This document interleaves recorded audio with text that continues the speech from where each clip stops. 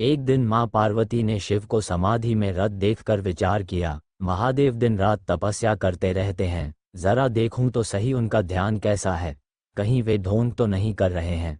पार्वती जी भीलनी का रूप धरकर वहां पहुंची, जहां मृगचर्म पर बैठे कैलाशपति ध्यान कर रहे थे। भीलनी के पैरों की पायल की रुनझुन से शंकर जी की अधखुली आंखें पूरी खुल गईं। सामने अप्सरा सी सुंदर भीलनी को देखकर उन्होंने पूछा, हे देवी, तुम कौन हो, यहाँ क्यों आई हो?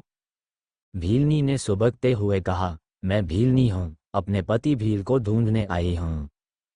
शंकर जी, जो कि भीलनी की सुंदरता पर मोहित हो चुके थे, ने कहा, तुम भील को ढूंढना छोड़ो और मेरी बन जाओ, मैं तुम्हें अपनी रानी बनाकर रखूंगा।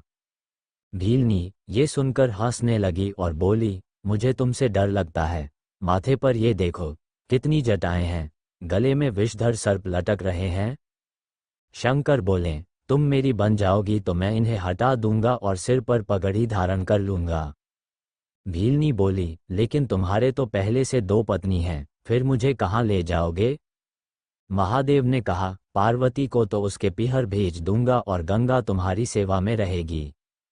इस प्रकार भोले भंडारी भीलनी के रूप सौंदर्य पर मंत्र मुग्ध हो उसे अपना बनाने के लिए आजिज़ी करने लगे। भीलनी ने अंत में कहा, ठीक है, मैं तुम्हारी बन जाऊंगी, पर मेरी एक शर्त है, उसे तुम पूरा कर दो। भाव विभोर होकर शंकर ने पूछा, देवी, क्या शर्त है? मैं तुम्हारी हर शर्त को पूरा करूंगा।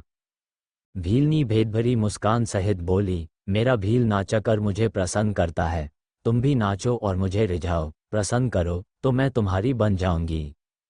और शंकर जी नाचने लगे। उधर भीलनी अपने असली स्वरूप में पार्वती बनकर पूछने लगी, क्यों स्वामी, भीलनी चाहिए ना? शंकर जी शर्म से पानी पानी हो पार्वती से क्षमा मांगने लगे, उन्हें मनाने के लिए अनुनय विनय करने लगे। जब पार्वती नहीं मानी तब महादेव ने कहा, प्रिया, मैंने तो अपने अंतर्मन से जान लिया था कि भीलनी के रूप में तुम ही हो, इसलिए मैंने भी हंसी ठिठोली के लिए ऐसा कौतुक किया था।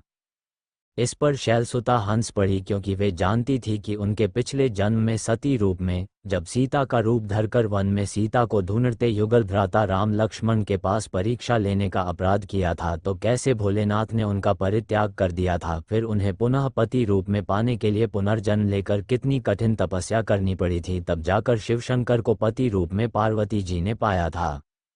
ये सब स्मरण होने पर पार्वती ने अपने स्वामी की लीलाओं और उनके इष्ट देव को श्रद्धा से प्रणाम किया तो आशुतोष अपनी प्रिया को देखकर मंद मंद मुस्कराने लगे और मैना की पुत्री के कपोल लाज से आरक्त हो गए।